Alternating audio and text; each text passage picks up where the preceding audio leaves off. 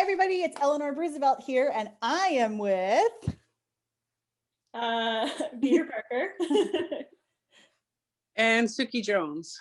So Peter and Suki are both on the training team for my team, Norfolk County Roller Derby. And we just wanted to have a little chat via Zoom because lockdown, and that's what happens, about training and the things that we've been doing off season, our forced off season. Okay, so welcome. Thank you guys very much for taking some time to chat with me tonight. I'm just gonna get my notes. I have notes on my phone. Okay, so let's just do a little so what's your derby name, and maybe like why you picked that name and how long have you been playing for? Go ahead, Peter. Well, my name's Peter Parker. I actually got the name when I was like brainstorming names. I was kind of going off of like my actual name, Haley, thinking like Hailstorm and all that kind of stuff.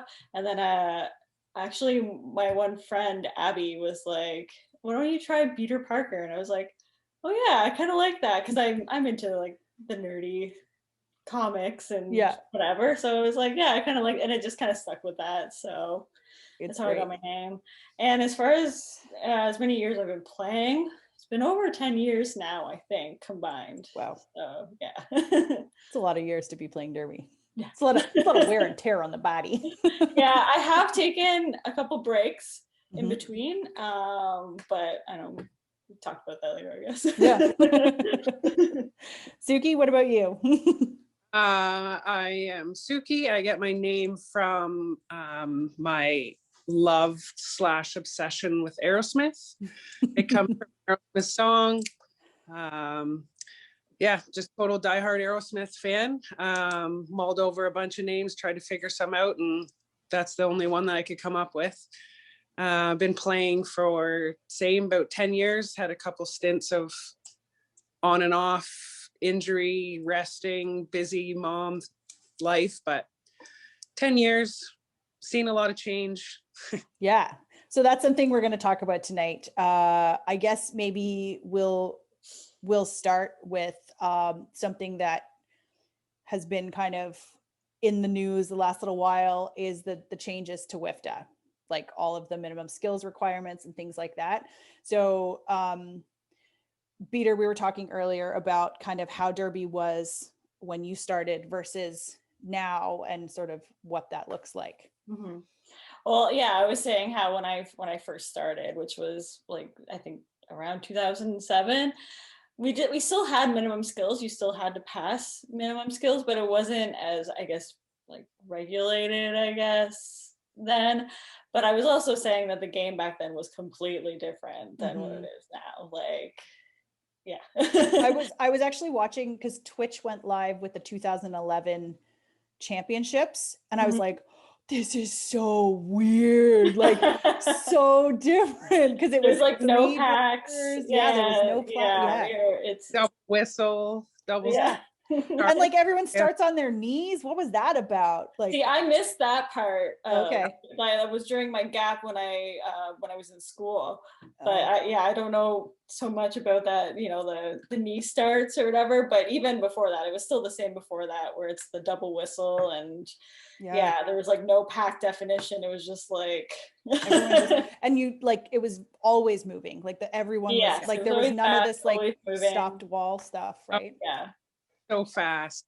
Yeah. So yeah. I mean, fast now, but there was very little, I wouldn't say very little gameplay, but it gets very detailed in gameplay now. Yeah. Okay. This is good to know. This is why. Okay. So minimum skills, essentially one of the big things has been the 27 and 5. They've kind of taken that out as a minimum skill requirement. What are your thoughts on that? I don't necessarily disagree with that, as being in derby myself for 10 years, going through body weight changes myself. I know I can play, I know I'm safe, but could I have passed the 27? That was one thing that maybe have held me back, coming back after a stint off.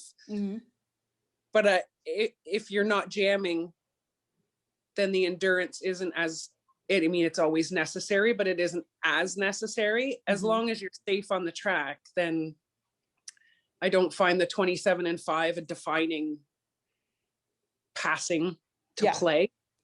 Yeah, those are some really good insights. I'm like, it's cool because I didn't know Derby before I started Derby, right? Like I had not seen anything. I'd seen Whippet, and I think I watched Whippet like after I started Derby. And I think Whippet is like even it's bank track before. Yeah.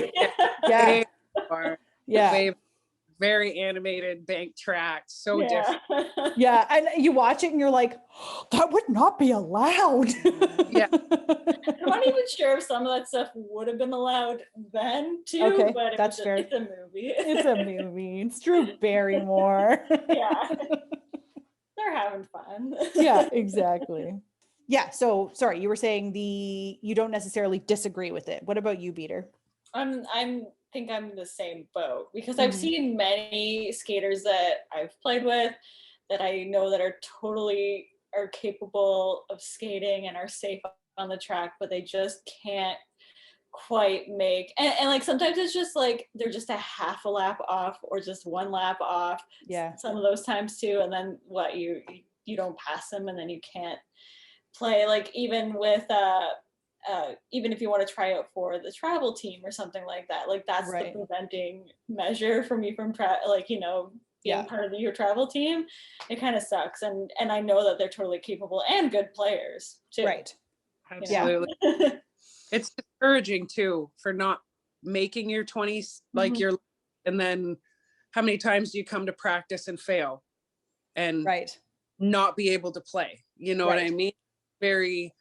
It's not good for any league to lose players, lose people that had joined because they're interested and just because of a certain skill set that could develop with playing an actual game rather than just on the track with your teammates. Right. So that push to see how fast the game is. A couple games and that half a lap or that lap may be easy to get. Right. So playing at your level, yes, but I don't think that's shouldn't be defining of a play. Yeah. And I do tend to agree with you. The one thing that I keep going back onto is with a lot of our training, we've been talking about stamina and building that endurance, because I mean, you guys have seen it, right? We've won games in the second half of the second half, right? Because we've out stamina'd another team where they're like dying on the bench and we're like, we're good to go, So not to say that the 27-5 is relevant or irrelevant, but I feel like having that stamina is. Does that make sense? Yeah. I don't think it should be removed from training. That's a goal, but it's not a defining. Yeah, it shouldn't necessarily be whether or not you can play. Right. I do think it still should be practice, and it is great cardio, and it's always something to strive for. So you get 25, 2 weeks later, you're going to get 26, then you're going to get 27. Exactly. But it shouldn't be I have to get 27 or else.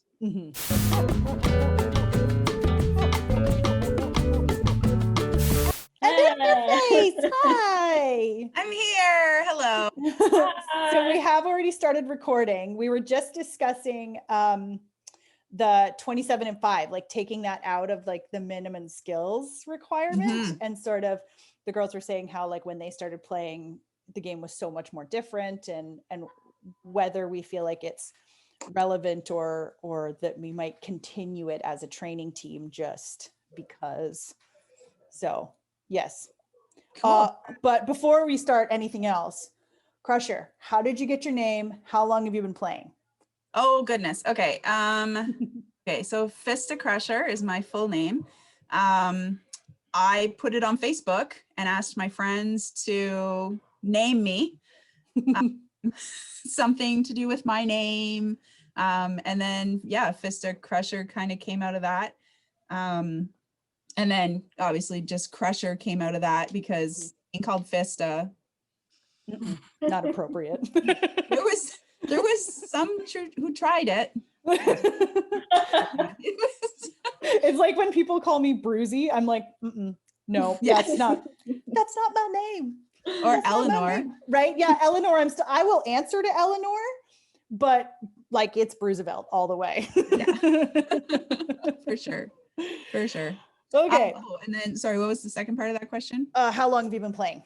Oh, I joined Fresh Meat with Hammer City in 2011. 2011. Okay, so 10 Oh. years. You guys are all old players. Old players. We refer to that as Vets, yes, veterans. Yes. I am blessed to be in the company of all veterans. There you go. Okay, so Crusher, what are your thoughts sort of about 27 and 5? I like the 27 and 5. It is, yeah, I've always been, okay, I've not always been on the side of the 27 and 5. Back when I first started Suki and Beater, I'm sure you can say, it was the 25 and 5. Yeah. And at that time, that was impossible for me to do. Which then they increased it to 27, and it was like, oh man, this is gonna be so hard. But then, yeah, you just get used to it. So I think that it's a good way for people to make sure that they're conditioned enough for being able to skate, you know, a 2-minute jam, and just knowing that you can't just quit when you want to quit. You know, you're in that jam until that jammer calls it off. So you need to be prepared for that sort of thing. Yeah, I think that's a really good point, that it's like a headspace thing, right? Like, because so often you get through like halfway through that 27 and 5 and you're like, I can't. But to be able to keep going and getting through that's really important. That excellent point. Excellent point. Thank you. That was just off the top of my head. There you go. Just pulled that right out. That was not one of the pre-questions. No, it wasn't. So Ninja sent me also questions right before everyone came on. So I was like, oh, this is a good question. So a little more get to know you then. What position do you tend to play when you're actually playing? I play, oh, Suki's gone. Yeah. Hello. Oh, I'm I typically play as a jammer. Jammer, yeah. And Crusher? Started life as a as a blocker. And then I think Hammer City thought that I was no good at communicating. And so they put me in as a jammer. And I didn't really have to listen to anybody. I just do my own thing. Yeah, just out there doing my own thing. And then as I learned more and more about the game and had injuries, that was my main reason for kind of getting away from jamming. I became more of a pivot leader of the line blockers. So yeah, like I've been there I've done it all. Right. And Suki? The only thing I'm not good at is counting points. Okay. Crusher's not a jam ref. Perfect. Excellent. Okay. I've played all positions. I started as a blocker and then kind of got voluntold to go to jam.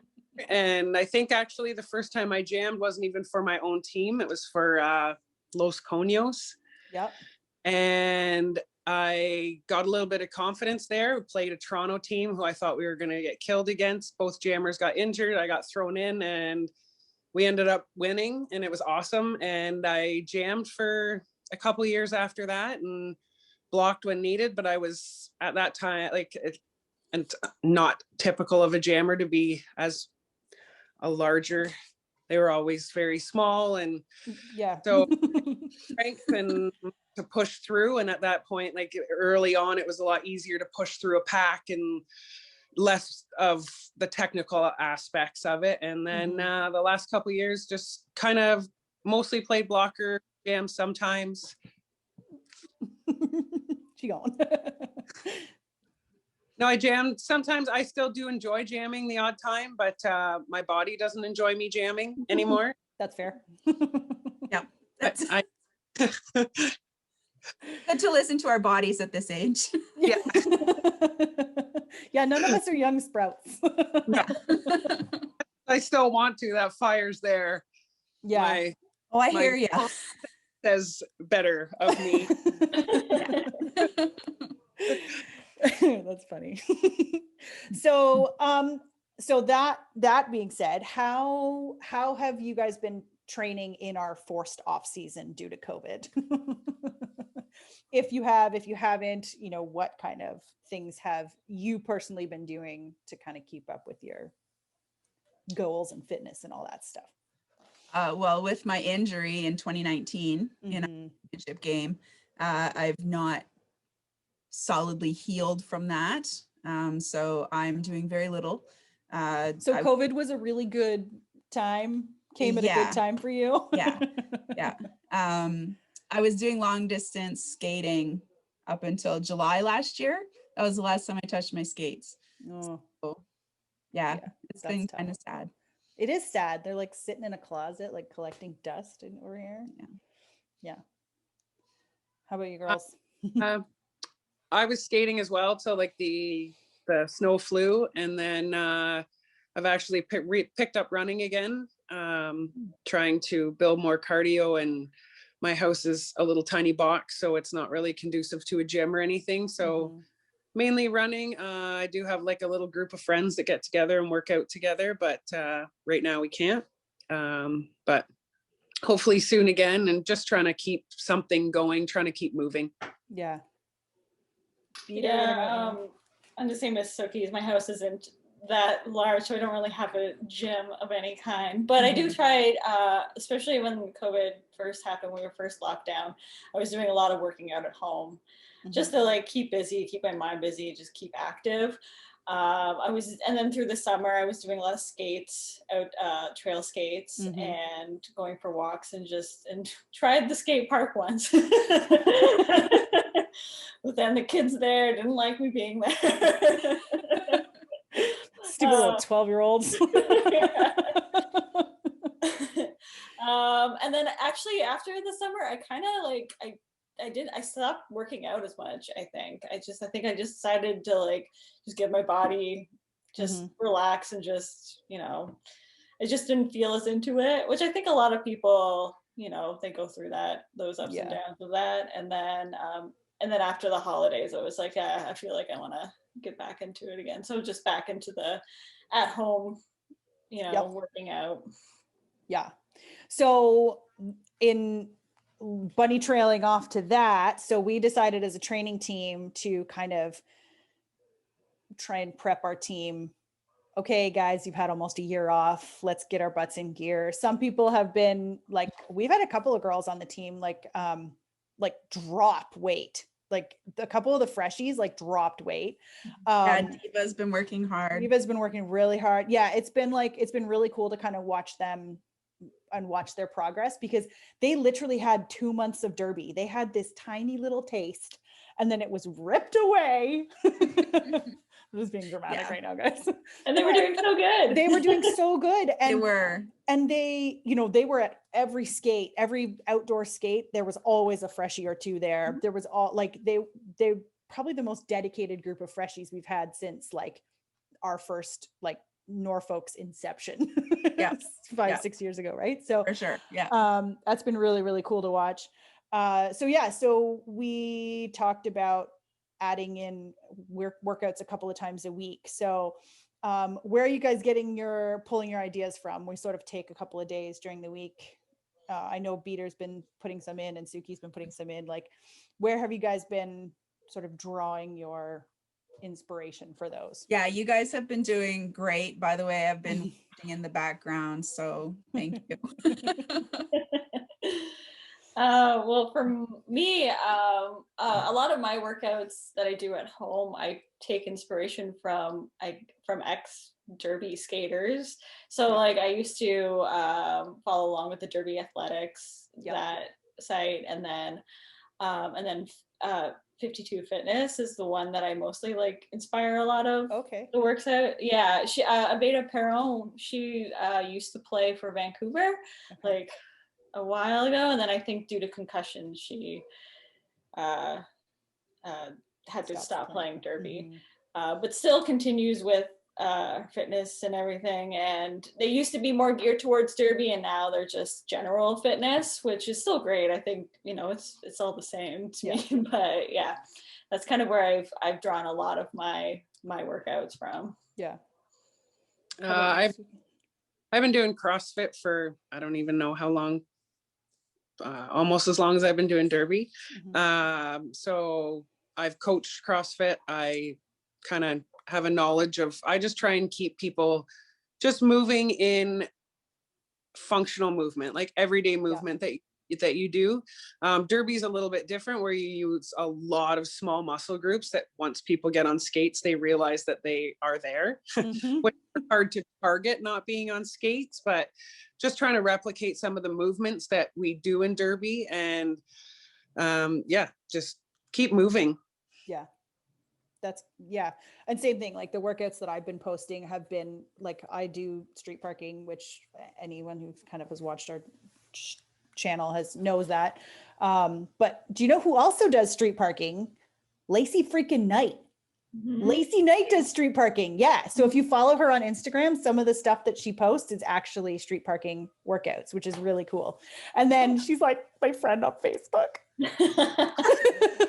Like I'm friends on Facebook with Lazy Knight. But it's really cool because it's like this big community that's like global, right? And she's like, yeah, I used to play derby. And everyone's like, you used to play derby? Yeah, for Team America. Yeah. Actually, I think I went to a boot camp of hers. Hammer City had Oh, her. really? Yeah. Did you That's guys cool. go to it? No? I didn't go to it, but you guys did have her there. I do remember. I remember that. Yeah. I think I gave her a ride back to her airport. That's cool. She seems really nice anyway. Yeah. I don't fangirl. No. No. It's funny because I don't fangirl for because I've met a couple of celebrities and stuff, but I feel like I would fangirl for big derby players. For derby. Yeah. I have to admit I did when I met Animatrix. Yeah. I almost died. I almost died. Holding it together, and I looked like a complete turd. I thought I was doing really well. I was not. Did you see pictures of yourself and you're like, I was like, so happy. Like, this is stupid. Like, that's funny. yes. Okay. So what made you guys want to kind of be on the training committee when we created this pillar? Like what drew you to this pillar of our little group? Well, I was kind of forced into it, but It just forces you into a lot of stuff. I know. So Vicious asked me to help train everybody from the inception.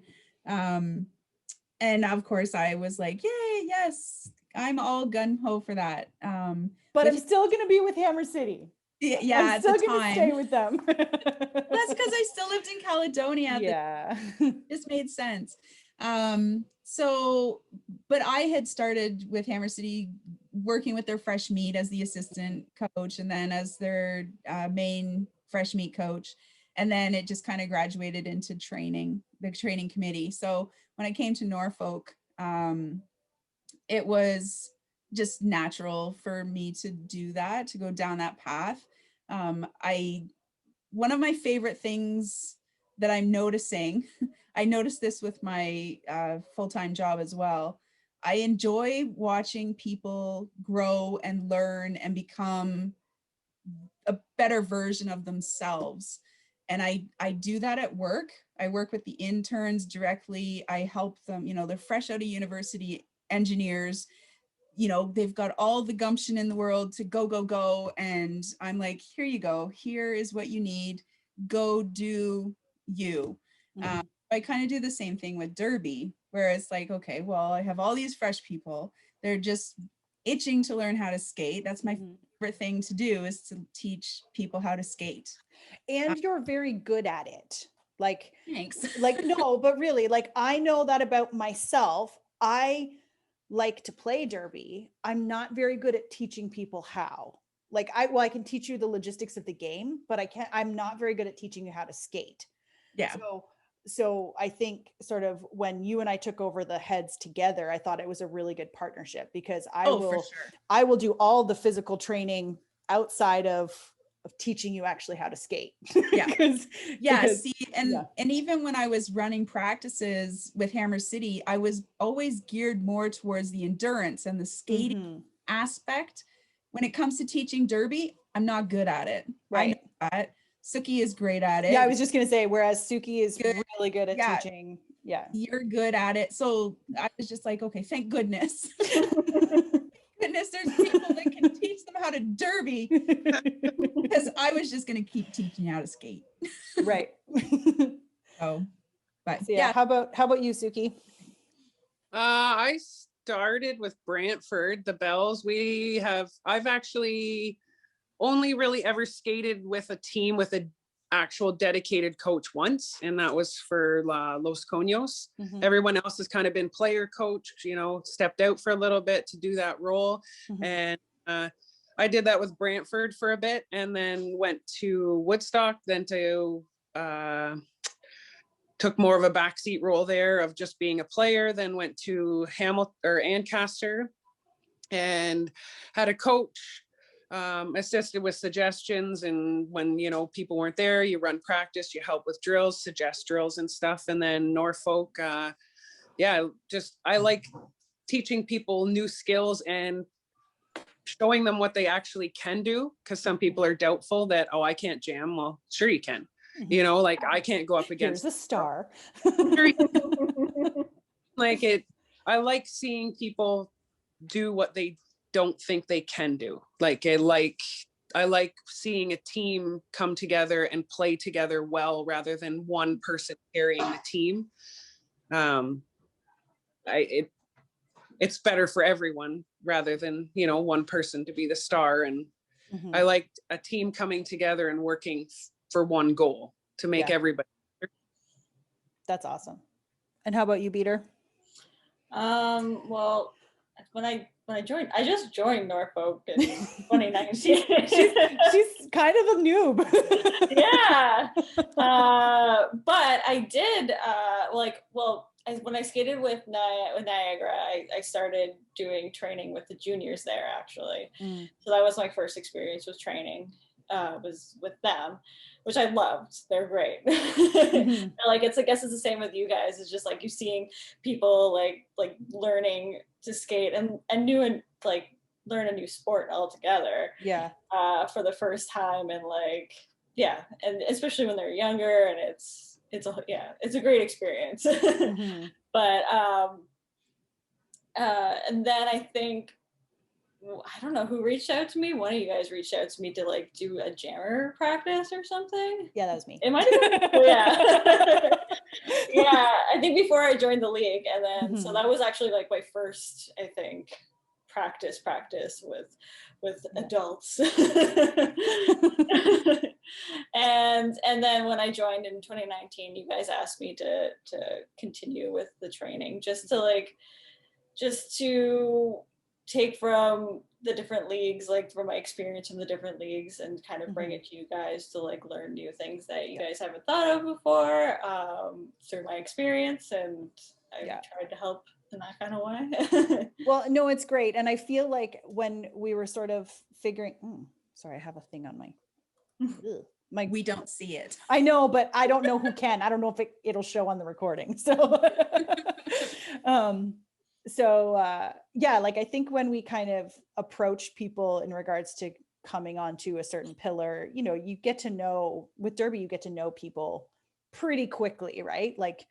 You're not just up in each other's business physically. You really do become a family, if I'm gonna say it, right?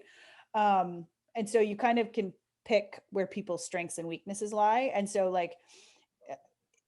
in sort of listening to each of you guys talk, it really is sort of reaffirming to me that we've done a good job in kind of picking the people to be on the training team. And we do have others on the training team. There's what, 7,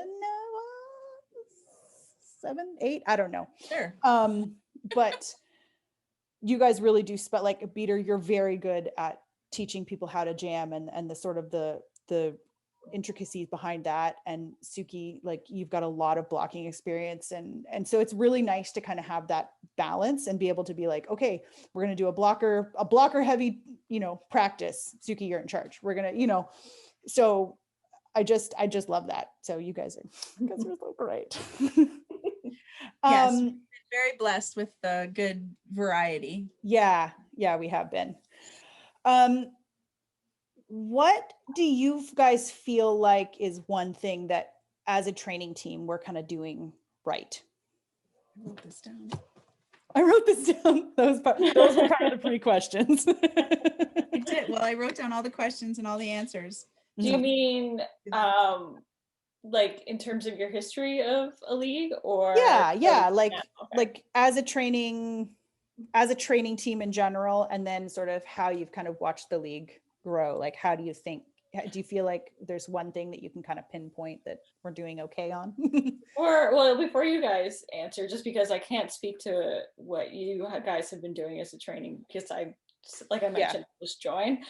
But as an outsider watching you guys when you guys first started to like the last season that you guys played, like you guys like grew and improved like immensely. Like even your first game, I remember seeing the score of your first game, and I was like, for a first game, that's actually not a bad score. Wasn't it like 200 and something to 20 something? Like it was bad. I was just like, you know what, that's not bad. They got some points.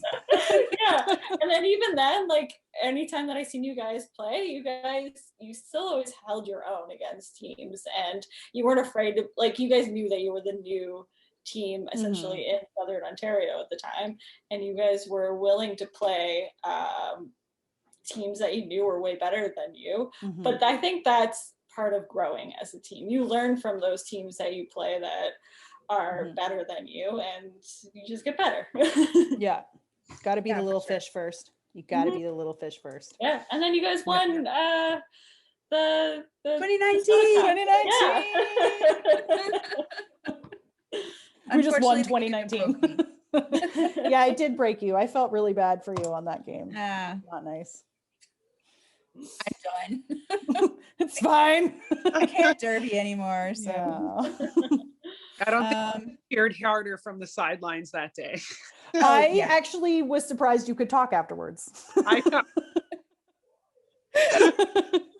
There was a lot of yelling coming from that corner. Like dying.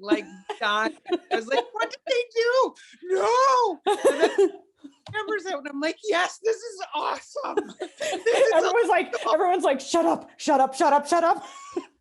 he was standing beside me, and she's like, they can't. I'm like, shut your mouth. That was epic. Yeah. Yeah. So Suki, how about you? What do you feel like is a good thing that we're doing as a training team? Well, ever since I joined this team, it is a very welcoming group, a very supportive group of each other, and the chats that go on is anywhere from support of training to injury to just personal life in general. I think anybody could log on, and I hope they feel that they could bring any issue to us, like any suggestions, or personal or on the track, or whatever they're struggling with. Like, it's a very open, well-rounded group, and I think that we do very well in offering all kinds of support to the team. I tend to agree with you on that one. Yeah, I think so. I think we've done well with that. One thing that I came up with for that question was that we're doing what we can to get people to stay engaged with us. I have a feeling that Derby is going to take a hard hit after this. and just the fact that we were such a close-knit family before, just staying engaged with everybody, and the fresh meat who, you know, had the 2 months, they are still involved. They're still chatting on the WhatsApp. They're chatting more than anyone else, I think, even. Yes, they are. But it makes me so happy to see that, because it means that they're still engaged in learning roller derby. Mm-hmm. So yeah, I think, and by having the couple workouts, you know, not making them mandatory or making them like super hard, just something to keep people moving. Yeah. I think that's great. Yeah. Yeah. Oh, and what? Bridging. Bridging. That was the first roller derby thing that our team finally nailed. Done and nailed. Yes. Yep. We could bridge forever. Do you remember that very last game of our first season where it was like we were bridged from one corner to the other corner? And Mr. J was like, "This is awesome." He's like trying to ref, but he's like in awe of the fact that we were so bridged. Yeah. We were perfectly bridged. It was great. Yeah. So how do you guys feel like the team has responded to kind of how we've been trying to keep them engaged? I think everybody's kind of almost thrown in their 2 cents at some point during the time that we offered these workouts, whether they, you know, posted that they did it, or, you know, that they don't have time. Like somebody, they're reading it, they're watching it, they're knowing that other people are doing it, which was maybe encouraging for them to join in as well. Like, right. Yeah, no, that's good. I've been kind of slightly removed from the whole training aspect of things lately, mostly because of my injury and just my derby depression right now.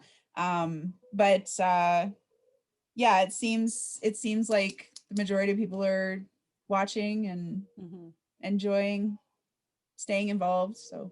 And I'm sure once the warmer weather comes back again, like you'll see more people eventually going out again, like within our league that have been kind of quiet, but they might be willing to go back out and do the trail skates and stuff, just because, you know.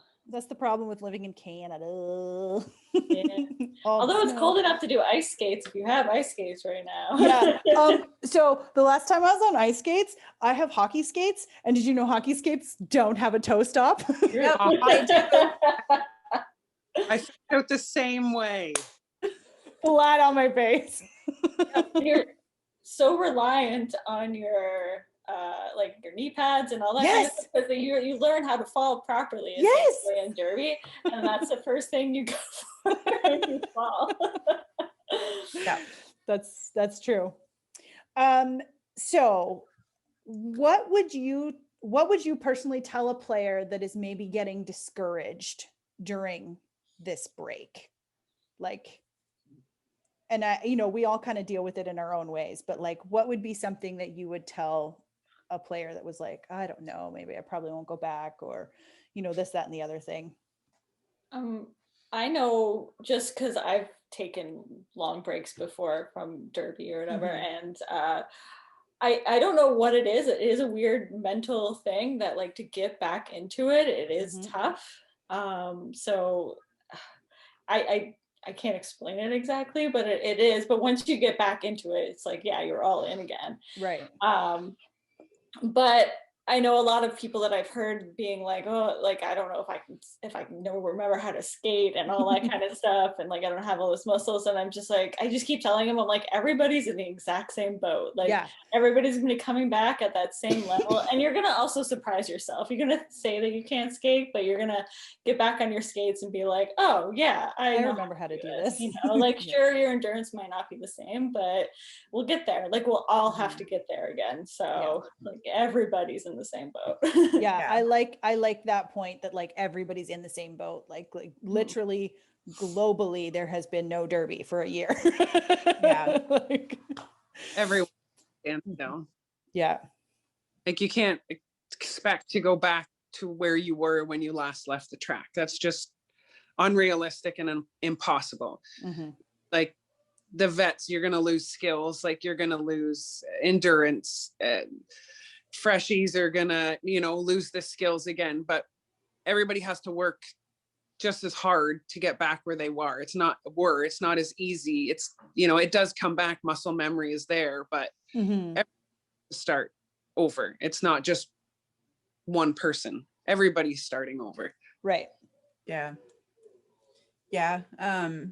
Mine was just stay active, stay focused on yourselves, and your families. Yeah. That's, this time that we're being forced to spend time with our families. I know I'm not really one to talk. I don't have kids. I don't have to live with small people. It's and I feel for people who do. This is a really important time to spend that time with the people, right? Like, yeah, lives have been so diverted away from family life that it's painful for some people to have to come back to it. I think it's a good thing, but again, I don't have small children, so as someone who does have, and I have medium-sized children, almost large-sized children. Actually, one of them's taller than me now. Evan's like this much taller than me. He's grown like this much since March last year, like an entire foot. He's huge. Anyway, but I really do agree with you. Like, I didn't realize, and my kids don't do multiple sports. My kids play, like, the boys do parkour and Olivia does like silks and hoops. And so we go out twice a week because we always have two kids in the same class, like same time slot. So we go out twice a week to the gym there. And then I have derby twice a week. And now I'm working 2 nights a week with my other job. I'm like, I actually don't know how I'm going to do it when I come back. Like I'm, but but yeah, for that like whole spring, summer, it was so nice to just like not do anything. It Just was focus on us. Yeah. Yeah, Yeah. because you got kids in hockey, don't you, Suki? Yeah, oh yes. All the hockey. I minded like COVID hockey. It's a little, you don't have to show up early, you're come dressed, you're in, you're out, like game on, Mhm. let's go. Like it's actually been quite nice. Yeah. But I'm a homebody to begin with. I don't have a very large social life. So in general, my life hasn't changed super drastic. Mhm. Yeah, mine either. I miss my Very one. similar. Oh, Kitty. Yeah, it's not a Zoom call without a random animal that shows up, right? Obviously. Of course. Yeah. Oh, dear. Oh, I had more to that. Okay. I wrote something very meaningful and thoughtful. Okay.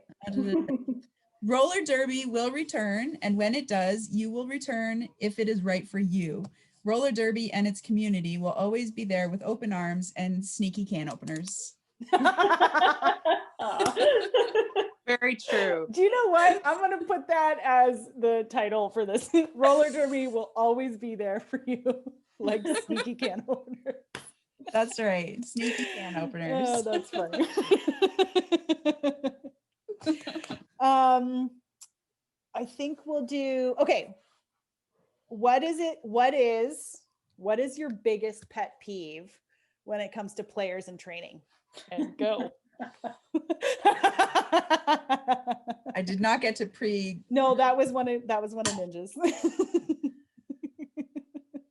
Mine? Mm-hmm. While you're trying to explain something, somebody's talking. Or Preach. or after you are break off to do the drill is not being done to the capability of the player. Because they're dinking around with their partner. Yeah. Yeah. Oh man. Has their off days and but it's just when somebody's not listening, when you've taken the time to write a practice or write a drill or think that, hey, I paid attention during the last game and this is what I saw and we could, really thrive at this.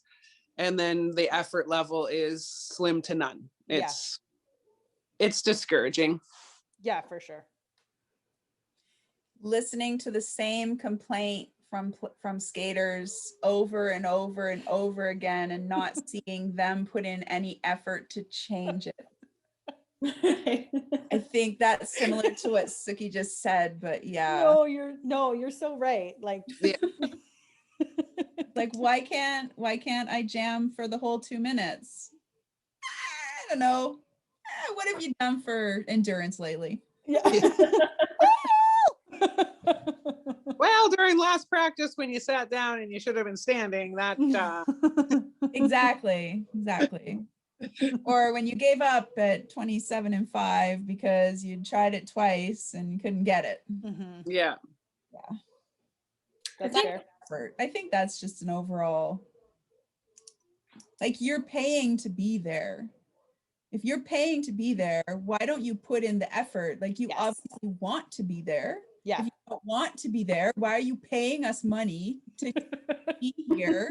Like, don't waste your time and money. Yeah. That's fair. Mm. Yeah, I think what you guys have said would be my pet peeves. I agree with that. I think another thing would be is like not willing to try new things. Sometimes I've heard a couple of times where it's like, well, that's not how we do it or how we've always done it. I'm like, well, let's try something new. Yeah. Yeah. Let's build on that. Yeah. I think I tend to agree with every single one of those statements. And then it's, like, especially the, why am I not getting better at this? Or, this person's getting way better at, or way faster or springs up quicker from their fall or whatever. And I'm like, that person does burpees. Or they're getting more skate time. Yeah, they're getting more skate time. I'm like, they're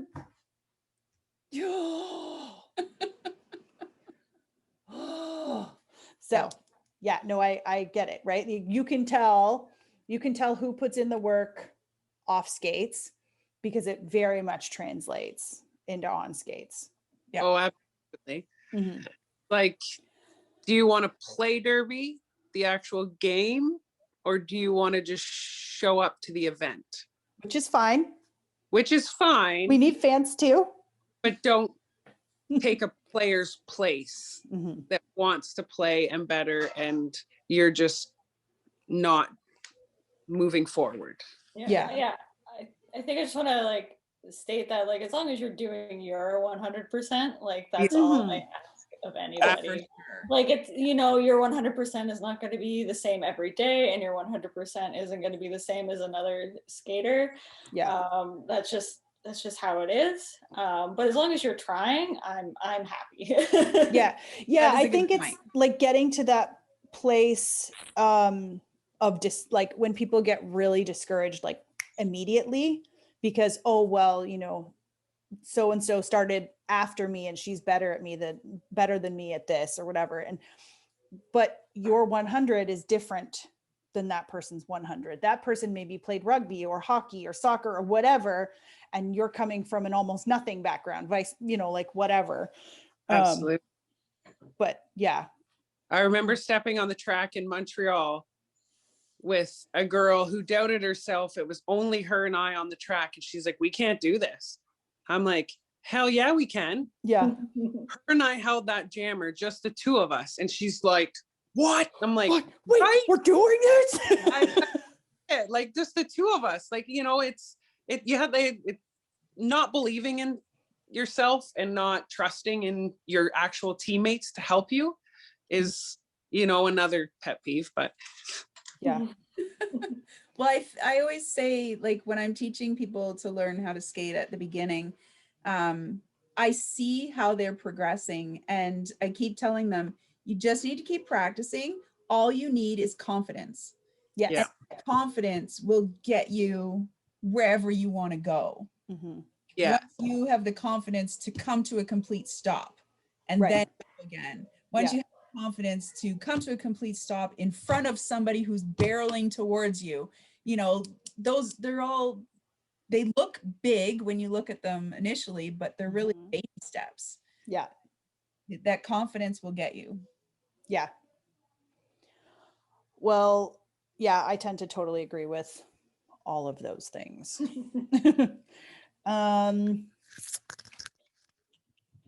Okay. Last question. How do you think that this break, this COVID-19 bull malarkey that we've dealt with over the last year, how do you feel like it has helped or harmed Derby players? And we know that it's going to come back different and whatever, but how do you think it's helped or harmed?